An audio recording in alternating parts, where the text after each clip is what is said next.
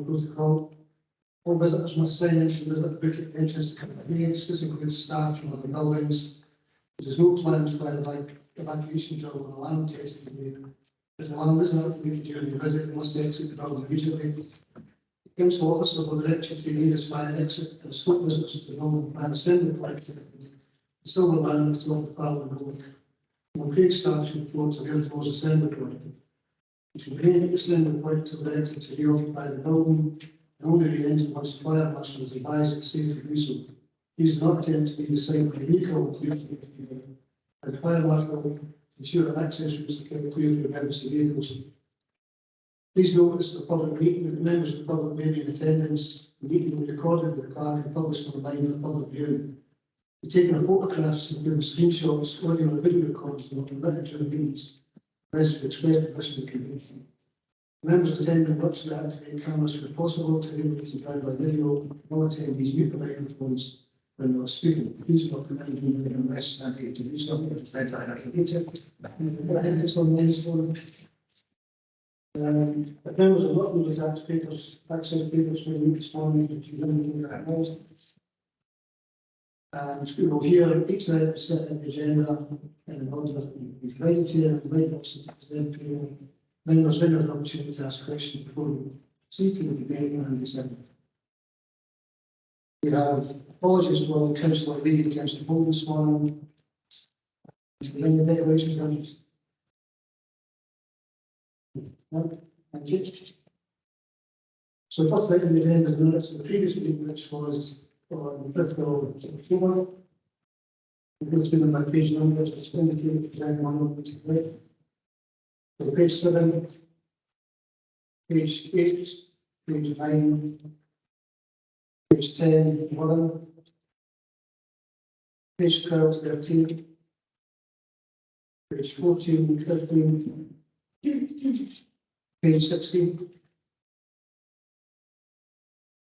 Happy to do the minutes. Thank you. We move on to the first item on this morning's agenda, which is item 41.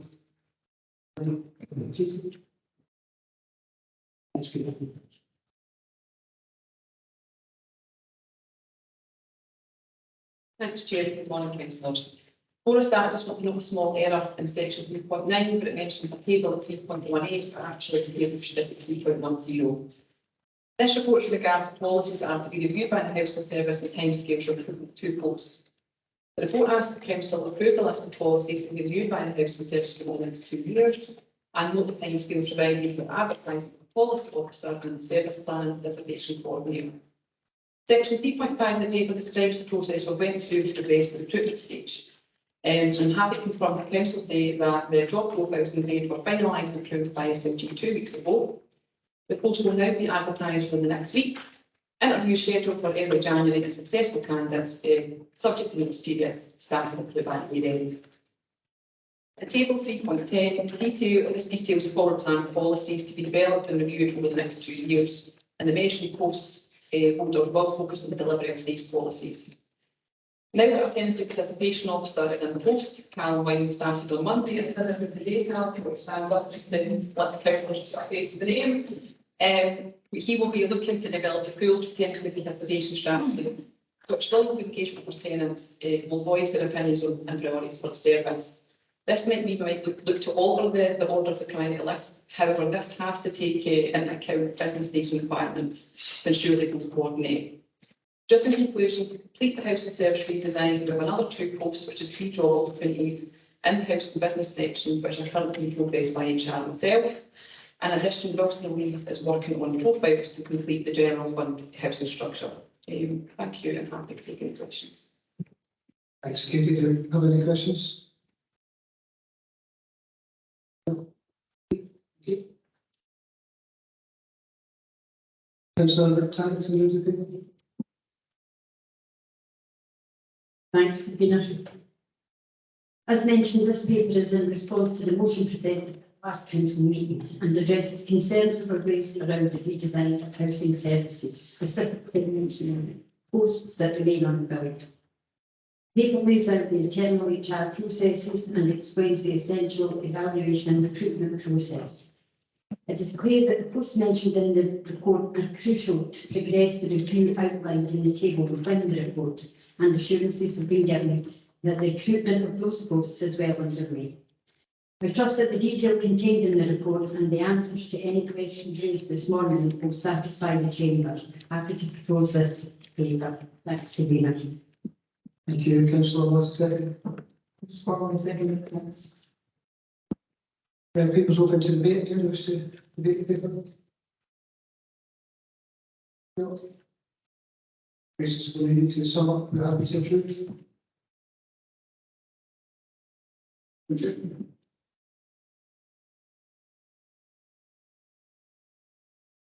Item number 42.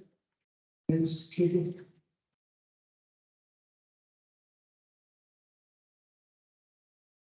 Thanks again. So I'm now going to present the report on housing evictions and the approach taken by the Housing Service. So this report asks the council to note the data in relation to evictions and note the legislative background and approach taken by the Housing Service in regards to the eviction actions we take. And the table in section 3 shows the eviction data from the last 7 years. From 2021, you can see that there were no evictions due to restrictions being placed on landlords from original legislation implemented by the Scottish Government to protect tenants during the pandemic. In the following year, 21-22, evictions were more again due to continued restrictions in regards to the pandemic and the end of cost of living crisis.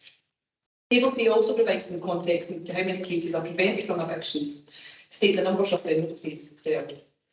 In 22-23, 259 NTRs were served, however only 27 households were actually evicted. So that's 89% of tenants served the notice did not lose their home. From information gathered from evictions in 22-23, we can just see how many times are opposite tenants engaged in support them. From those cases which did ultimately end in eviction, there were 1,251 contact attempts, which is a staggering amount.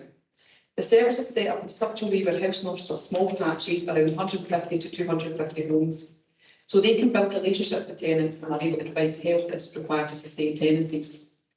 A number of advice services will be offered to tenants that can add value to them by supporting both personal and tenancy issues. For example, the Stride team, who can assist with different issues through its multi-agency approach. Early intervention and prevention is key to help stop levels of arrears going to an unmanageable level. As you can see from table 3, we're now seeing some of the highest arrears balances that we've ever seen. The unintended consequence of an eviction ban has been that a small minority of tenants have taken a choice not to pay their rent, meaning their arrears have increased exponentially. Evictions are a last resort and not taken lightly by officers. Housing officers come into this profession to help people as they feel they can make a direct and positive impact in people's lives. This paper hopefully demonstrates those efforts and the hard work of staff. Thank you, and also for your questions. Thanks, Katie. Thanks, Katie. Thanks for the paper. I think it was very informative and hopefully kind of assures the elected members that the council is working really hard to prevent evictions. You mentioned there that the levels of rent control are increasing.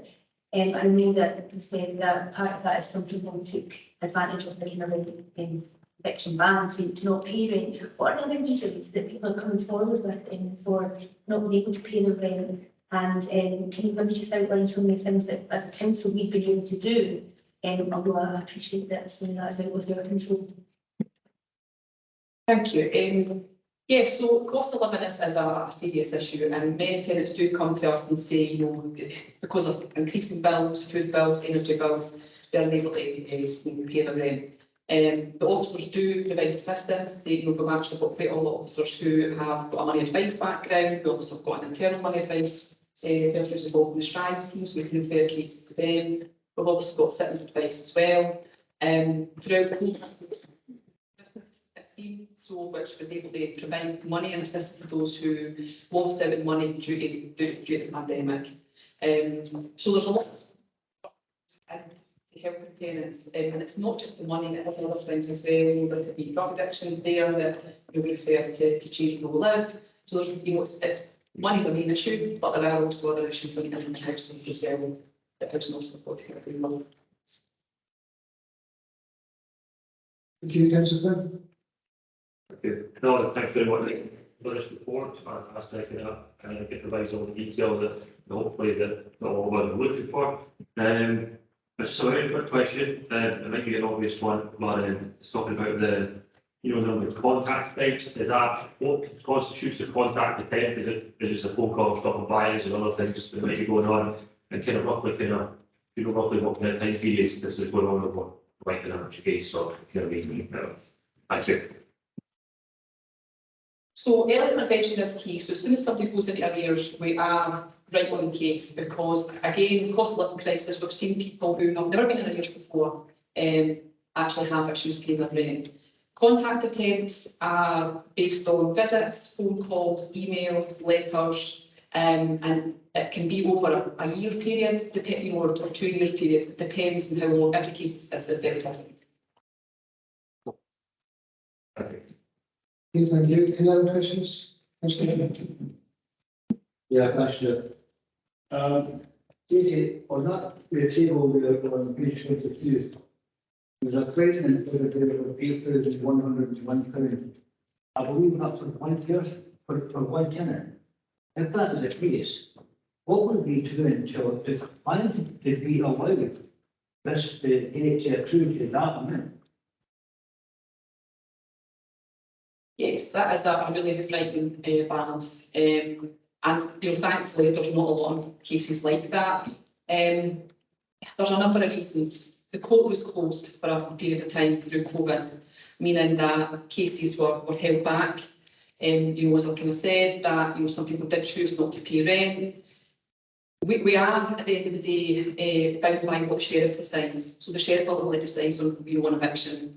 These cases can often be continued to let the tenant, you know, make arrangements, get help and support. So sometimes you can see cases continuing in court for quite some time. And unfortunately, with a person misses one payment, which is like, say it's £350 a month, that's a big amount, you know, to miss, and then to try and catch up, it's really difficult. So please be assured though that we do work with people right up to that last point until that the sheriff makes the decision. Thank you. Thanks, Chair. Any other questions? Mr. Collier? Thanks. This is a very minor point. In 3.9, now I'm going to 53, it refers to the grounds for eviction, and it mentions much similar for even resident after the building conduct. I thought they might have been listed, but so I looked further into the document, and at 319, it does list 6 grounds, but it omits 4. Are they listed anywhere else that we could see? Oh, sorry. I don't have them with me today, but I can certainly provide them. But yeah, they are not listed. There are other things like, you know, the person not using the property as their principal home, issues with condition of tenancy as well. That's another ground that I can certainly get them provided into the full list of them. Thank you. Any other questions? Okay. Councillor McTaggart, please. Thanks, convener. Thanks, Katie, for that very comprehensive paper and for answering the questions presented this morning. Again, this paper is in response to a motion raised at the last meeting. And in my view, the service has provided a detailed and comprehensive response. It's clear from the report that the service and the officer work hard to prevent eviction. During the reporting period, the average number of engagements with tenants prior to eviction is showing as 54, with a total number of contacts being 1,251. This is a huge amount of work. And we should not overlook another telling factor in the report, which is the stark difference between the number of notices to repossess and actual evictions. The total number of NTRs for the year 22-23 to date is 259, resulting in 57 evictions, which means that 202 evictions were prevented by the work of the housing service. And while the council would never want to see anyone evicted from their home, this indicates to me that eviction is indeed a last resort. We must also bear in mind that the housing service does not grant evictions. Only a sheriff can do that in line with a very rigid and structured legal process. I'd like to thank the service for producing this report, and I'm happy to propose it today. Thanks, convener. Thank you, Councillor Lott, second. Who's following second? Anyone wish to debate the report? Councillor Rennie? Yeah, just to commend for this report, I think it was really comprehensive, it gave us a really good outline, it was great information actually, but I was really encouraged to see paragraphs 3.26 and 3.27 about the efforts that are put in place to avoid people getting to that stage of huge arrears, because along with those huge arrears are usually huge levels of anxiety. So it's great to see the holistic approach that the housing service are taking to support people, and I think that's to be commended. Just want to comment on that. Thanks for that, councillor Rennie. Yeah, I'd also like to thank the officers for this report and the information contained within the report. When I mentioned the figure of it was in the paper of £8,000, I think that equates to about 2 years non-payment of rent. That's a lot of money that the council have been denied use of. We also believe that the cost of going to court, which also adds to the level of debt that the person posed. So we need to try and drill down and find out the reasons why the person got into that level of debt. It may be circumstances out of their control. They don't know, all we know is we have a figure there. However, that's one case, and Councillor McTaggart raised a very important point that the council do not evict. Sheriffs evict. Sheriffs also have to look at the reasonableness of the removing that property. Obviously, in this case, and other cases, there have been issues to be considered. However, on the whole, this is an excellent report, and I believe that it tackles the points that were raised in the previous meeting when the motion was set. Well, thank you very much. Thanks for that, councillor Rennie. Yeah, no, I just want to thank the officers as well, just for producing this fantastic report. Really quickly from the last meeting, has reassured me that about the eviction process, and that we are, you know, there's so many attempts, there's so much engagement going on, and we're really kind of making a good attempt to avoid this situation happening if possible. So it reassured me, and I'm very glad that this motion to this was brought forth. I think I'm supporting any councillor if they wanted more information like this about anything you're concerned about. And I think it's absolutely right to have this paper brought to us. We've been able to ask questions, we've been able to see all the figures and the explanations. And I hope it reassures everyone else as much as reassured me. But I'm very pleased with it, and I'm based for it. Thank you. Thank you. Councillor Clay? Thank you, Chair. Just at risk of repeating what the others have said, basically an excellent paper, but I think it underlines for outside consumption that eviction is not the story, it's the end of the story. And there's an awful lot of work goes into it before that, and I think people should realise that and understand that when they're condemning eviction. Great. Thank you. If there's no others, councillor Taggart, your opportunity to come up to that. That's fine, thanks. Okay, thank you. So the paper simply asks to note the data in relation to eviction and the legislative background approach to taking the housing service in regard to eviction action. Happy to.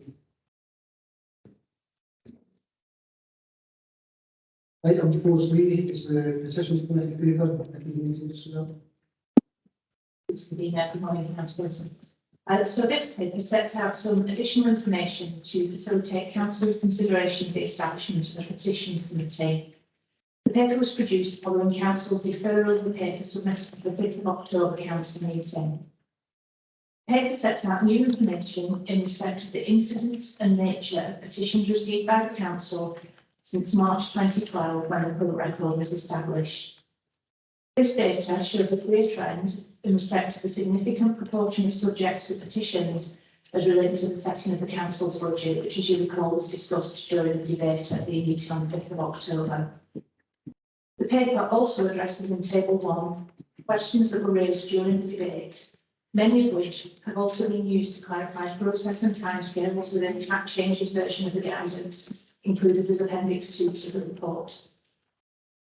Having considered all of this information, The proposals set out within the paper do not incorporate the provision of executive authority to the petitions committee. Pending council's consideration of both the information and evaluation of the implications of this for council processes and governance at today's meeting.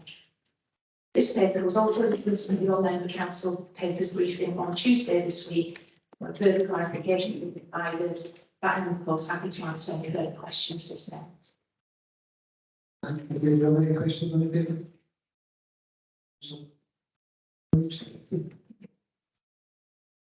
Thank you, Chair. Just a quickie on the appointment. Am I right in reading in the papers that the chair and vice chair are appointed at the first meeting of the committee? What is the procedure if they are not available for a subsequent meeting? Will there be an ad hoc chair appointed at the meeting? What is the procedure for that?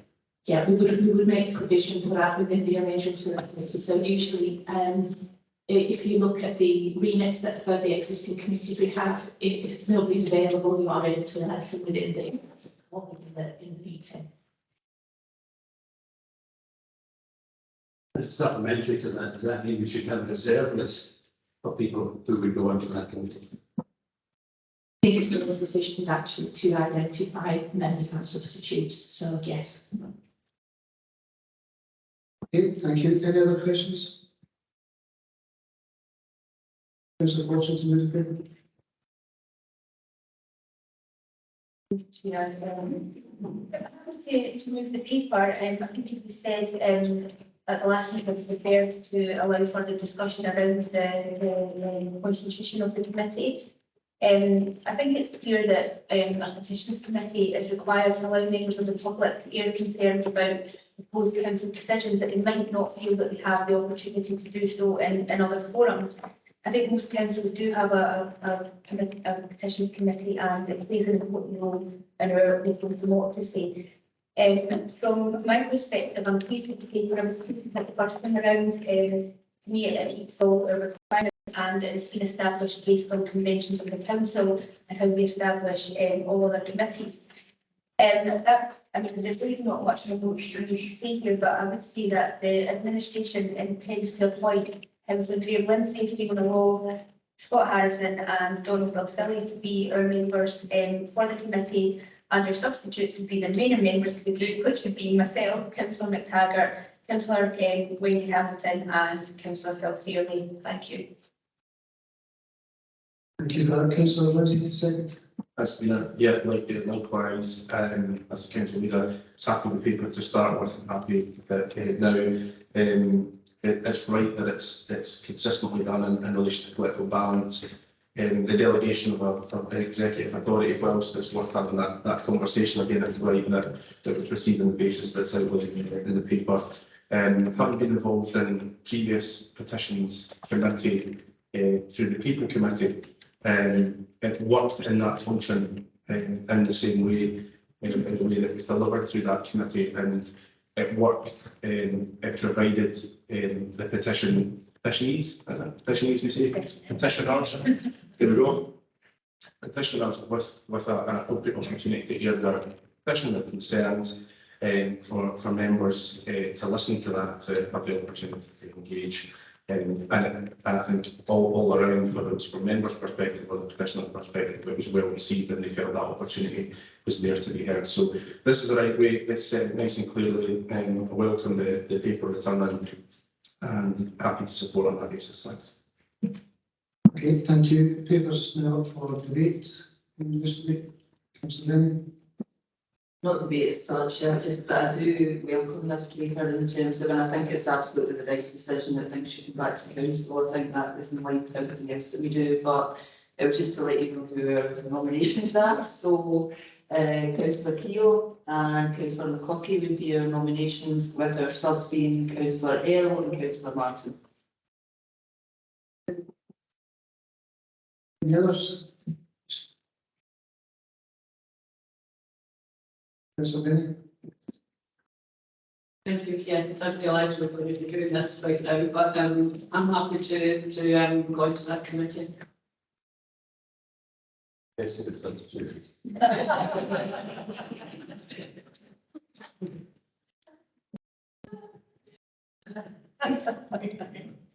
Thank you, councillor Quinn.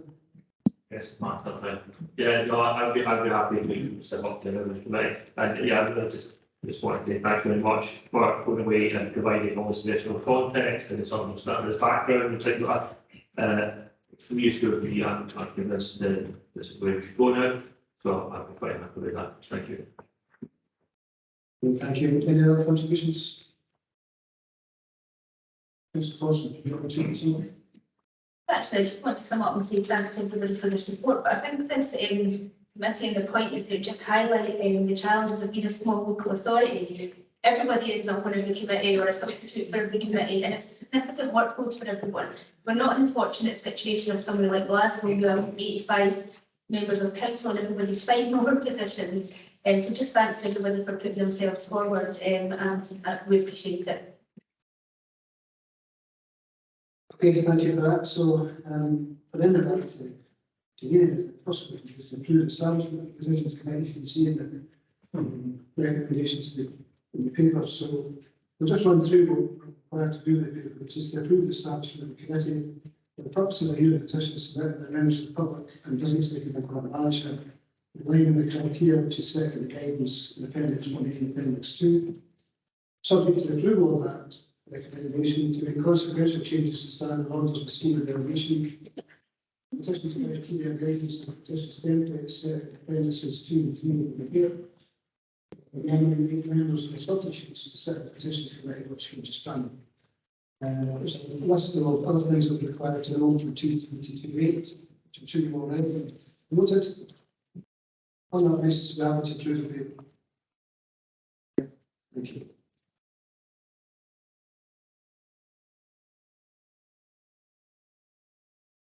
Item before the board, which is our first one, it's print board representation again, against the please. Thank you, Convener.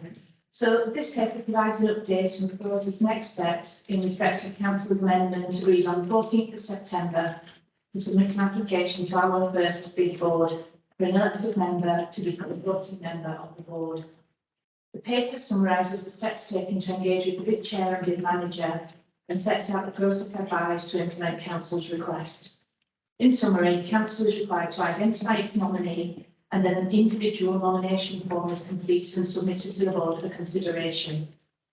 The timing and nature of the process will be consistent with the parallel process currently to identify other new board directors in this new bid term. The bid manager has provided additional helpful information for Council's consideration in respect of the role and responsibilities of a director of the bid board, which are of course consistent with the provisions of the Companies Act 2006. The paper also proposes the continuation of the senior manager development as an advisory non-voting member of the board and to support the nominated councillor. I'm happy to take any questions. Thank you. Do you have any questions? No questions? Okay. Councillor Clausen, can you move the paper? Happy to move the paper, which again is a result of last council meeting and an arrangement there. First of all, I'd like to say a number of members are aware, but Diane Brown recently won the award of the bid manager of the year in the Scottish Town Partnership. So I think it's only right to recognise that and offer Diane congratulations for that award.